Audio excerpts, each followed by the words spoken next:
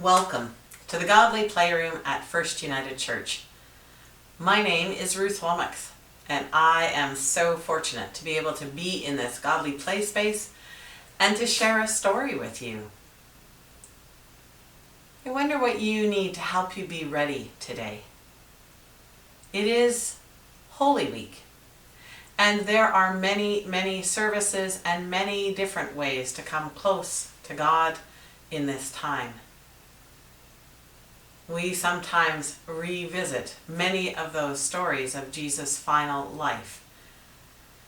And so there are Stations of the Cross online, and there are Maundy Thursday services where people wash feet, and Good Friday services, and Easter Vigil, which is that time in between Good Friday and Sunday, and then we celebrate Easter. So as Lent is a time to help us get ready to come close to the mystery of Easter, Holy Week is like an immersive into that Lenten preparation. And today's story is in the time of the color black, which doesn't show up on our calendar because our calendar only shows the Sundays, and Good Friday is the time of the color black. So those are some of the things we've done to help get the room ready. But I wonder what you need. Perhaps you want to find a candle to light, or a battery candle if that's a better suit for you. You might want to find some art materials to do with response a little bit later after the story. Or you might want to have your feast things ready. Maybe you just need to sit for a little bit. So know that you can pause the video at any time, either to have more conversation, to get what you need, or to take a little more time to get ready.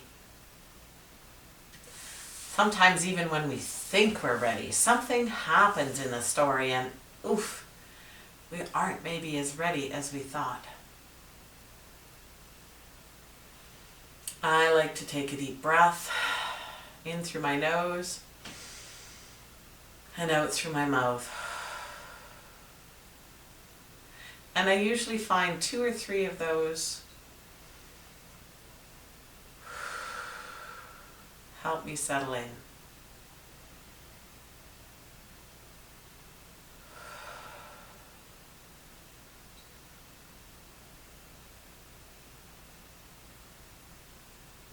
This is a time of the church year when I spend a lot of time getting many things ready.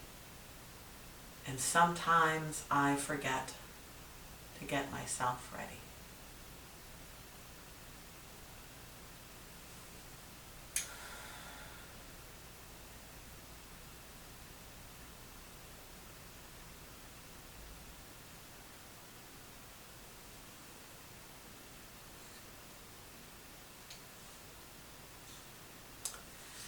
Once, there was someone who said such amazing things and did such wonderful things that people began to follow him. And the more they followed him, the more they wondered who he was.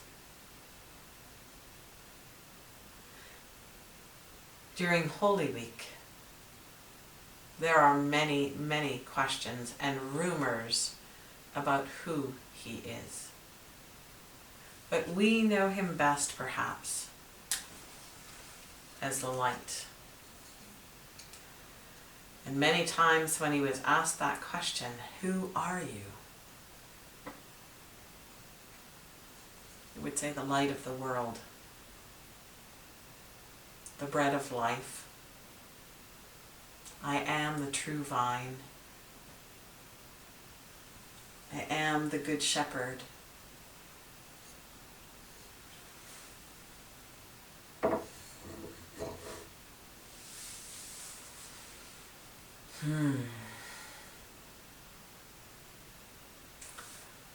Are you ready for a story?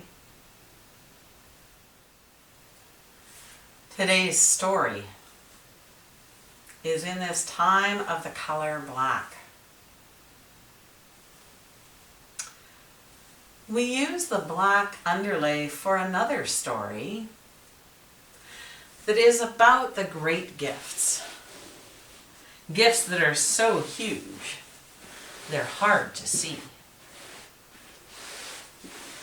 In that other story, there is nothing until God smiles and then creates everything out of that nothingness. There are not very many smiles in this story. But still, perhaps God is able to create something new and amazing out of tears and emptiness.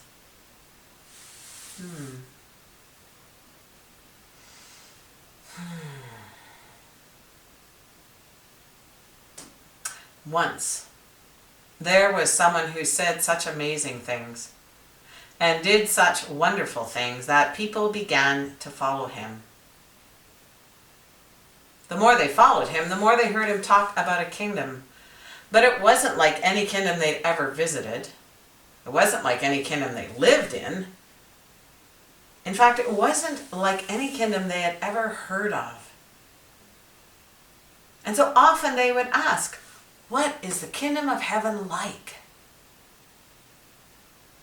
And most times when they asked him that question, he would say, "The kingdom of heaven is like," and then tell them a parable, which really doesn't always seem like an answer in itself. But then one day, he knew he had to become a parable. And so he turned toward Jerusalem for the last time.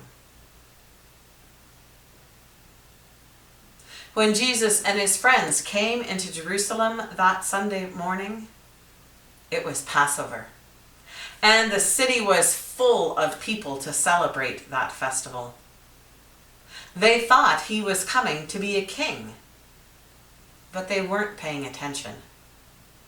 He didn't ride into the city on a great white war horse. He wasn't carried into the city by soldiers. He rode into the city on a donkey. And it wasn't even his. He borrowed it. Still that day, the people waved palm fronds, which is a sign of royalty, and they laid them in the street in front of him. The first place Jesus went, whenever he arrived in a community, but especially in Jerusalem, was to the synagogue or temple. But when he got to the temple in Jerusalem to pray, he found the money changers there and the buyers and sellers.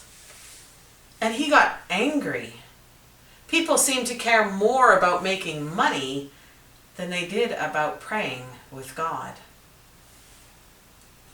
And so he took a whip and he turned over the tables of the money changers and the buyers and the sellers, and he drove them out of the temple.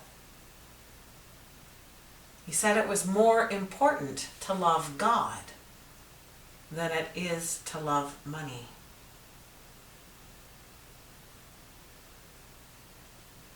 One night, when Jesus was sitting at table with his friends, they'd gone for supper, and a woman came in with a very expensive jar of perfume.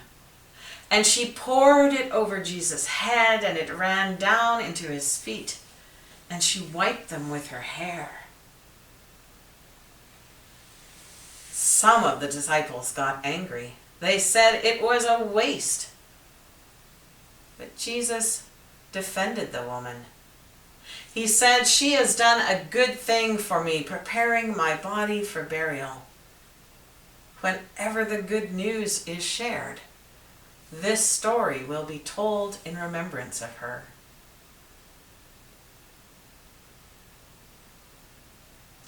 One of the days when Jesus was teaching in the temple, he was watching the people come and go as they put their donations in the treasury box. And he saw an old woman. who came and put in 2 coins. And he said to his disciples, "Look, did you see what that woman just put in?" And they said, "No." Jesus said, "She put in 2 small coins, the smallest coins there are, but it was all that she had. Now look, see, here comes a rich man. He is so wealthy, he has someone help him carry all of his money, and you can hear it clanging and ringing as it rolls into the treasury box." And then Jesus asked his friends, "I wonder who gave more, the rich man or the old woman?" Some said the rich man, but some thought the old woman. On Tuesday and Wednesday, Jesus was teaching in the temple, and on Thursday, the temple guards said, "We will take him." But on Thursday, Jesus was nowhere to be found. And late that night, he and his disciples hurried through the darkened streets. They climbed the stairs to an upper room where they would celebrate their last Passover together.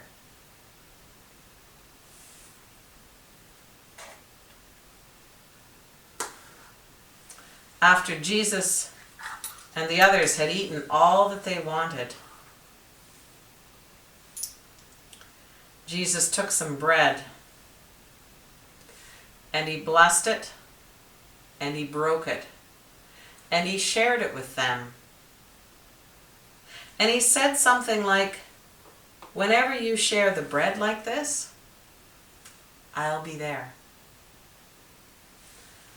And then he took the cup with the fruit of the vine, and he poured it out for them and shared it with them and gave thanks to God. And he said something like, "Whenever you share the cup like this, I'll be there." What could Jesus mean? Of course he was there. He was always saying things like that. They did not understand, but they didn't forget. And later they would remember, and they would understand. Judas got up suddenly and left. The others sang a hymn, and then they went to the Mount of Olives, to the Garden of Gethsemane.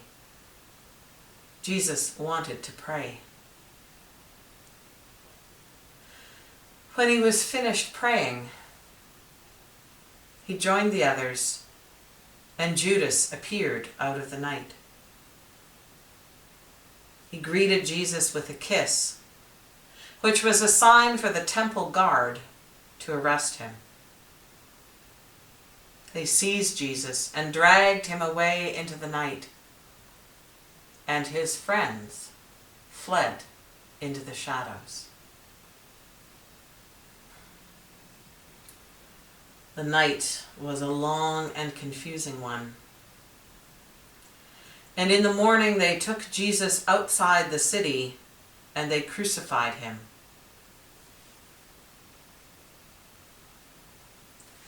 They nailed his body to a cross.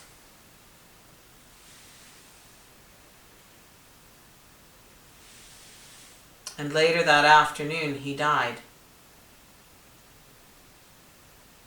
The sky grew dark, and the women stood and watched while they took his body down from the cross and laid it in a cave for a tomb. They rolled a great stone across the opening to close it like a door.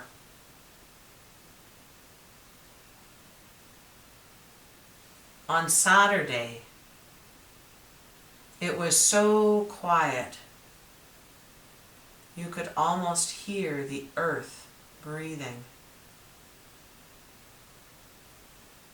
And then on Sunday morning, that first Easter morning, it was the women who went to the tomb. They wanted to be close to Jesus even though it was sad. But when they got there, the stone had been rolled away and the tomb was empty. Some of them hurried back to tell the others, but Mary Magdalene waited by the tomb.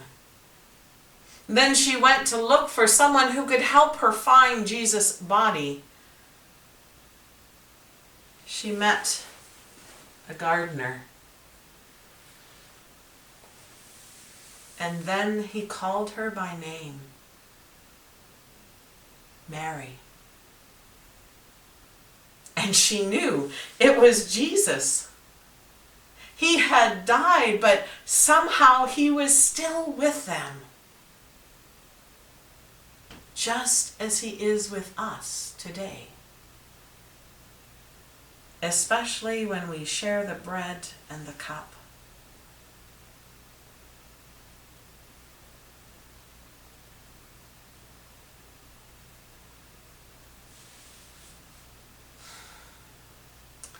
And so this ending becomes a beginning.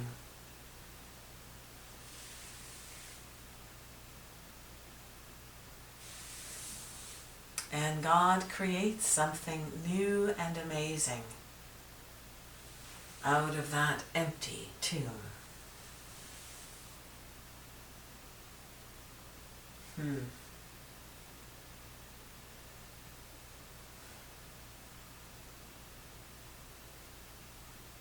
I wonder what you liked best about this story.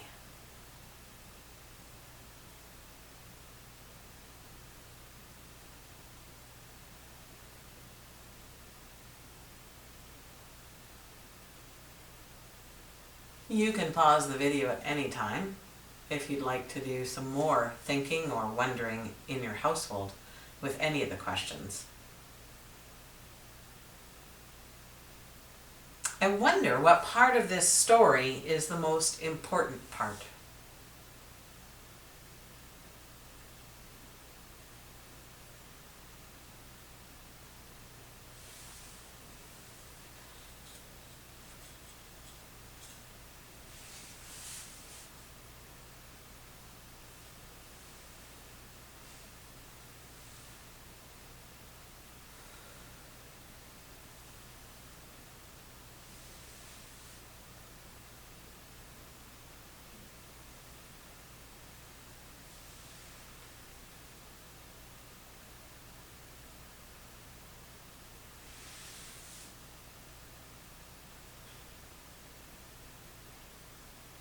I wonder if there's any part of this story we could leave out and still have all the story that we need.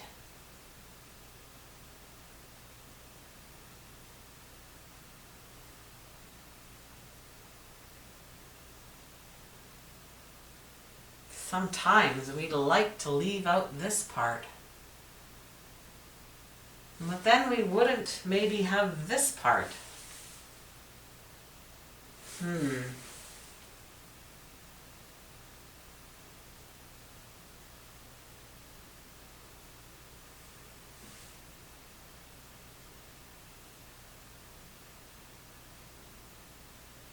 I wonder what part of this story is especially for you today.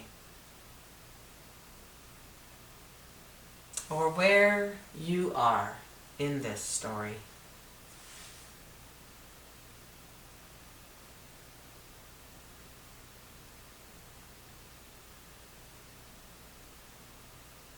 Sometimes we like to be in this place, in that place of celebration, either with Palm Sunday or Easter. And we really don't want to think about this part. Or maybe we've been told that good Christians don't get angry. And it's important for us to remember that Jesus did get angry. That there are some things in this world that are worth being angry about and doing something about.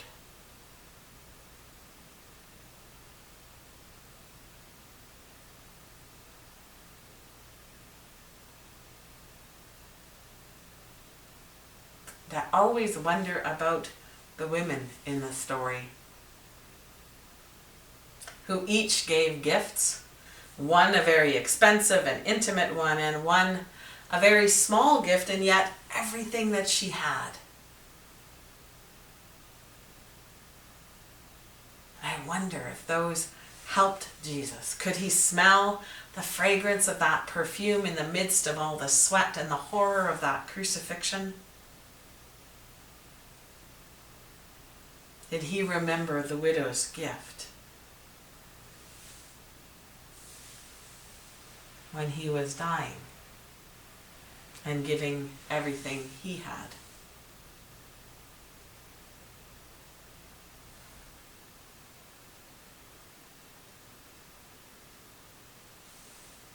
Many people will be celebrating in a day or so, and hopefully with family for Easter gatherings for the first time in a long time.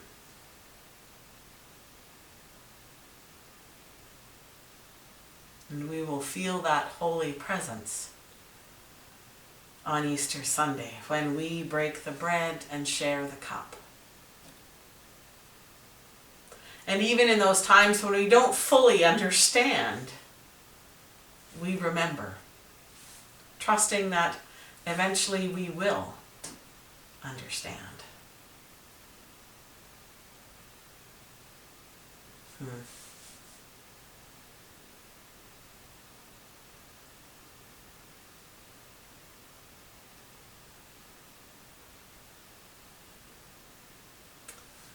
If you want to read more about this story, you can find bits of it in different orders and different ways of telling in each of the 4 Gospels. Always near the end, and a significant portion of those Gospels, 2 or 3 chapters anyways, to read more about this story of Holy Week. But for now, I'm going to put the story away. And you can begin to think about what work you might like to do in response to this story. It's so huge. But maybe like the great gifts, we're just invited to notice parts of it. We remember the stone that was rolled away, the emptiness that held something far bigger than most of us can imagine. And the cross that is empty too. The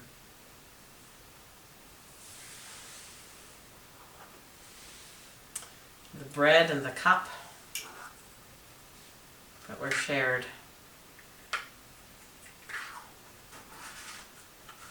An old covenant shared in a new way. The gift of the widow.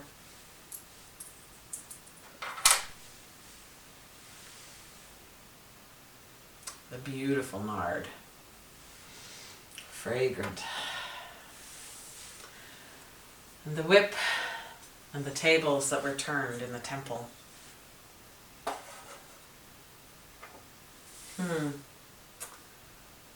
I wonder what we sometimes love more than we love God. And the palms that are a sign of royalty. It's been a delight smelling the fresh palms in the sanctuary this week. And hopefully there will be some still left for you to enjoy. And the time of the color black.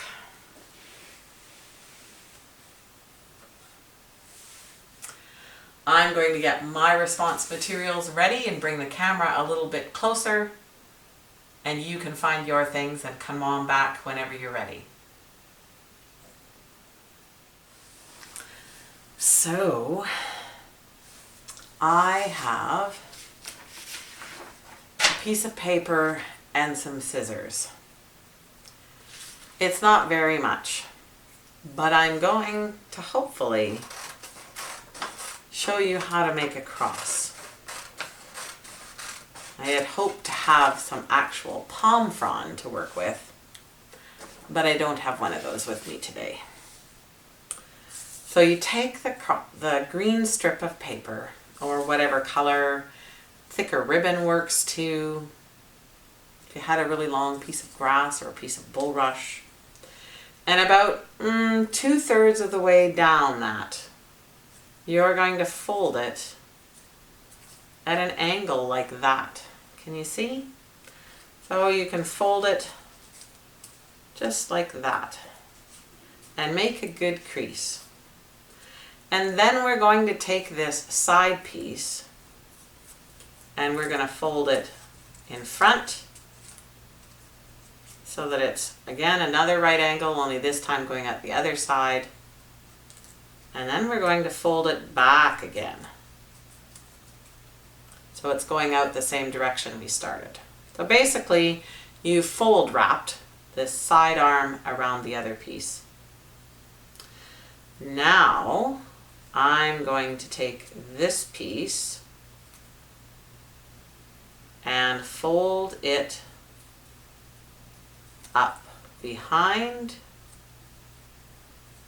so that it's coming up the top now.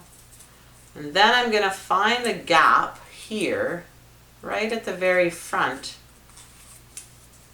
And sometimes this is where it's a little tricky because your piece you're trying to fold through is a little bit wider than your opening. In my case, it's my glasses that aren't very bright. But you're going to slide it in through there like that and pull it all the way through so it's tight. And then actually, you've got kind of a good knot here, right? Those pieces aren't going to come apart. And then you simply take the side arm and fold it back through that hole again so that you'll get a piece going all the way across. Unfortunately, my paper is a little too short, and we do the same thing here on the front with the long stem.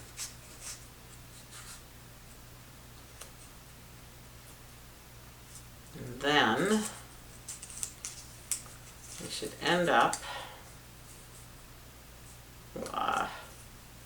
needed to start with a little bit longer piece of paper, so maybe we'll make another one so you can actually see. There we go. With a very little cross, quite teeny tiny. I'm going to get another piece of paper that's a little bit longer and we'll try this again. Okay, I think we're ready to try this again. I got a little bit longer strip of paper. So same thing again. You're going to take that and fold about 2/3 of the way down so that you have a right angle or 90-degree angle. And you're going to take this side arm and you're going to fold it to the 90 degree to the other side and then back. And if you want to make that center spot just a little bit wider than this dangly piece, that'll make it easier to tie or knot. So now we're back to where we started. We've got the right angle going out this way. Now we're going to take this piece up the back and we're going to bring it inside that little loop here at the front that you've made, and I need again to fold mine over just a little bit. Have a good look. Well, there you go. See, it makes kind of a loop. And we're going to pull this piece all the way through tight. So then again, we've got that right angle piece. Then you can take your side arm and you're going to slide it back through that opening on the back side, just part way. And you'll see it'll be a bit of a loop on one side and just a single piece on the other. And there's your cross piece. And then you take the upright part back through that opening to make your cross. And you can leave it like the loop on top, or you can pinch it if you're using paper. I know when we do the palm frond crosses, we often leave that loop at the top. Then you can use it as a bookmark, or you could make different ones and decorate them. In the country of El Salvador, the cross has a special meaning. For many generations, there was a lot of violence in that country. People were arrested in the middle of the night and tortured or shot or imprisoned. And they left their country, many of them, and they chose to take wooden crosses and paint hopeful things, all the things that gave them hope, onto those wooden crosses to remind them that even in the midst of this sadness, there was still some hope and some wonder.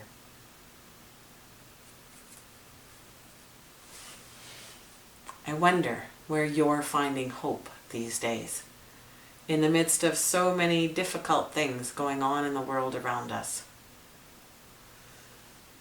I hope you're able to get out and enjoy some sunshine. If you've had some spring break time off, that you had a good rest or got to get caught up with some family or some fun things.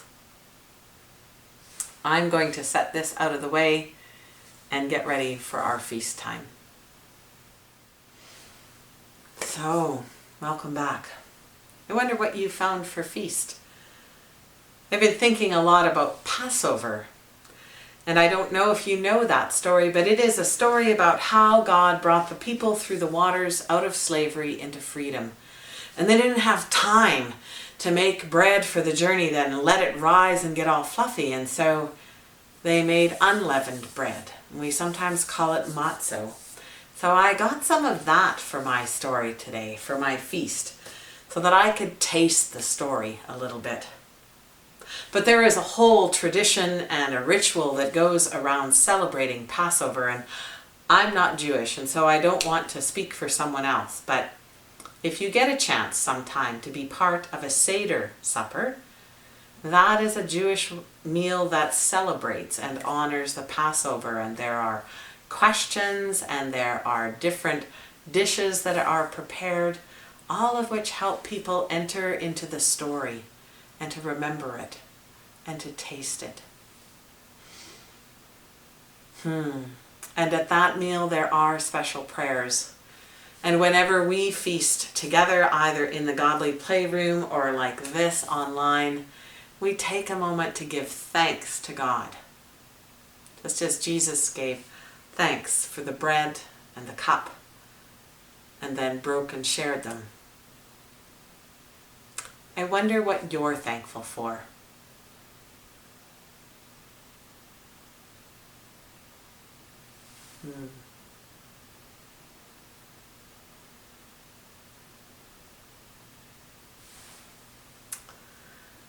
Holy One, thank you for the opportunity to be together in a safe way, for the stories that give us hope, for the people that hold us when we're hurting, for the promise of new life, even in the midst of much sadness and emptiness. Wherever Easter finds us, may we live into it with joy and wonder, even as the women went to the tomb that morning, not knowing what they would find. May our lives also be changed and be part of the change you want to see in the world. Amen.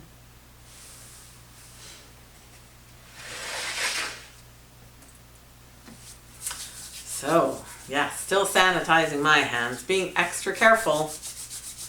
Too many people have been getting sick around me these days. I want to make sure it's not me. And here's that matzo that I was talking about. Look how flat it is. There's nothing here but flour and water. And there's not much moisture. It's pretty dry, this matzo.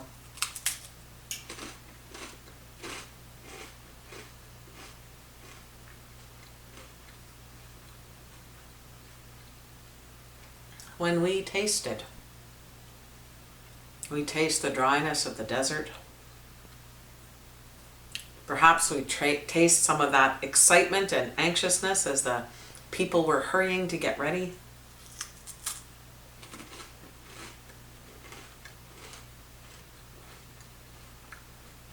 Maybe we taste generations of Passover meals where families have gathered to celebrate. They'll be celebrating Passover in the Ukraine, in Russia,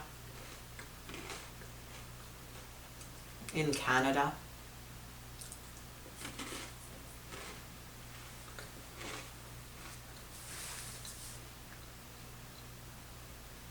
and they will celebrate Easter and Holy Week and wonder in the midst of all that sadness and destruction how God might be bringing something new into their midst.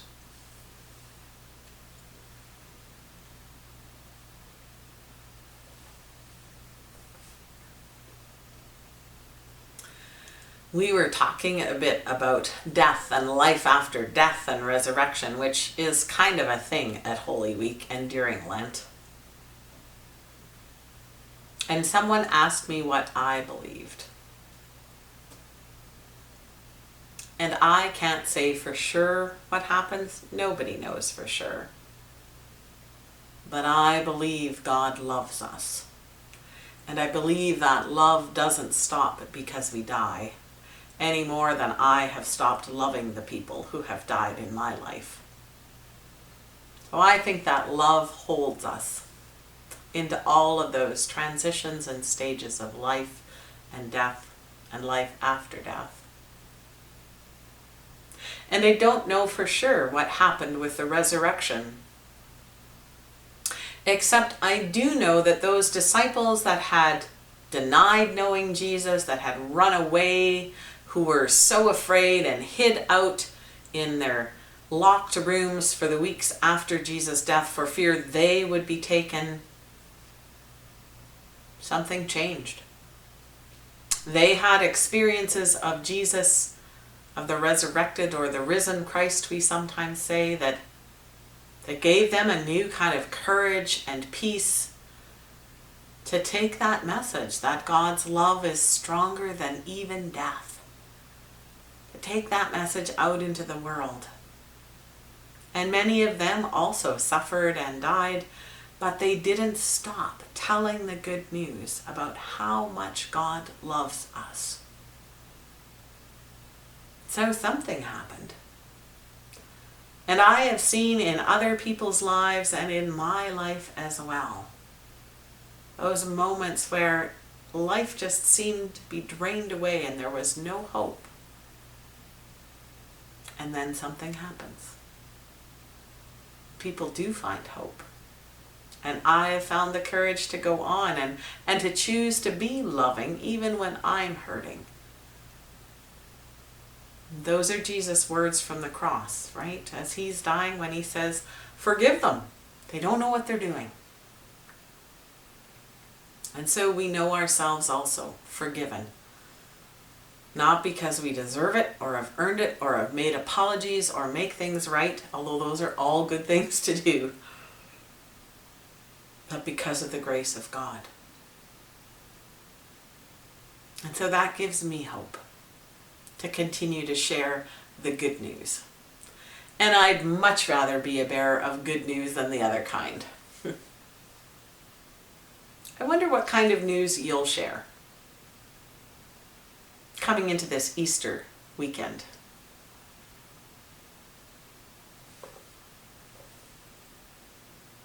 In Mark's Gospel, there's something called the short ending. And when the women go to the tomb and they find it empty, it just says they fled in awe and trembling and didn't tell anyone. But Luke and Matthew and John all have stories about what happened next. And even some of the editors that looked at Mark's Gospel afterwards thought, no, we can't leave it here. We need to add a better ending. And so they created the longer ending. But I think Mark had it right. I think Mark wanted us to be the ones to read or to hear that story of the women's tale of that empty tomb, and then to be the ones to go and tell, to share the good news.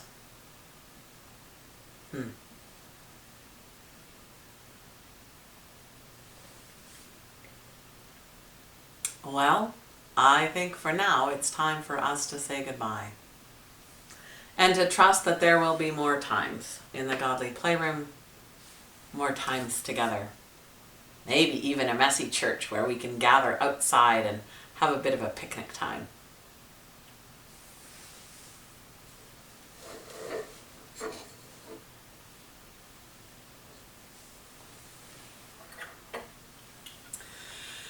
But for now, let's change the light. Because we know it's just in this one place and time now, but when we change it,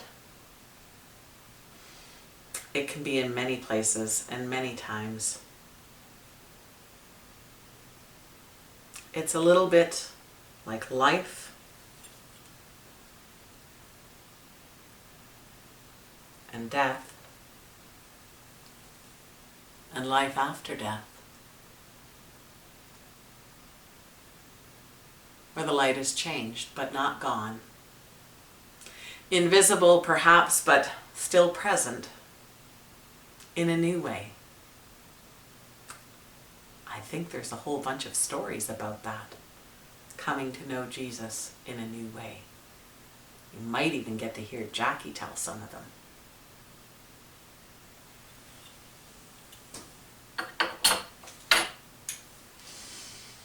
But for now, I will say, God bless, be well, and look after one another.